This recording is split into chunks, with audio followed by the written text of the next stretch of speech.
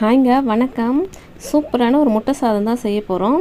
அதுக்கு கோஸு, கேரட்டு, வெங்காயம், பீன்ஸு பொடி பொடியாக கட் பண்ணி வச்சுருக்கேன். வானல் வச்சு எண்ணெய் விட்டு வெங்காயம், கோஸு, பீன்ஸு, கேரட்டு எல்லாத்தையும் சேர்த்து நல்லா வதக்கி விட்டுக்கலாம். வீட்டில் இருக்கிற பொருளை வச்சு ரொம்ப ஈஸியாக ஃப்ரைட் ரைஸ் மெத்தடில் இந்த சாதம் இருக்கும்.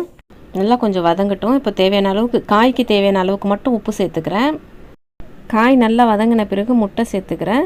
இப்போ தேவையான அளவுக்கு உப்பு சேர்த்துக்கலாம். ஏற்கனவே காய்க்கு மட்டும்தான் கொஞ்சமாக தான் உப்பு சேர்த்துருந்தோம். இப்போது சாதத்துக்கு எல்லாத்துக்கும் தகுந்த மாதிரி உப்பு சேர்த்துட்டு நல்லா கலந்து விட்டுடலாம். காய் முட்டை எல்லாம் நல்லா ஒன்று சேர்ந்து வர வரைக்கும். இப்போது நல்லா ஆற வச்சுருக்க சாதத்தை சேர்த்து நல்லா கலந்து விட்டுக்கலாம். இந்த ஸ்டேஜில் ஹாப்பிமா பவுடர் கொஞ்சம், பெப்பர் பவுடர் கொஞ்சம், கொஞ்சமாக சாஸ் ஊற்றி நல்லா கலந்து விட்டுடலாம்.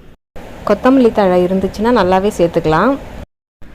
இவ்வளவு தாங்க, சூப்பராக டேஸ்ட்டாக ஃப்ரைட் ரைஸ் மெத்தடில் முட்டை சாதம் ரெடி ஆகிடுச்சு. சூப்பராக இருந்தது, டேஸ்ட்டாக இருந்தது. நீங்களும் செய்து பார்த்துட்டு எப்படி இருக்குன்னு கமெண்ட் பண்ணுங்கள். தேங்க்யூ.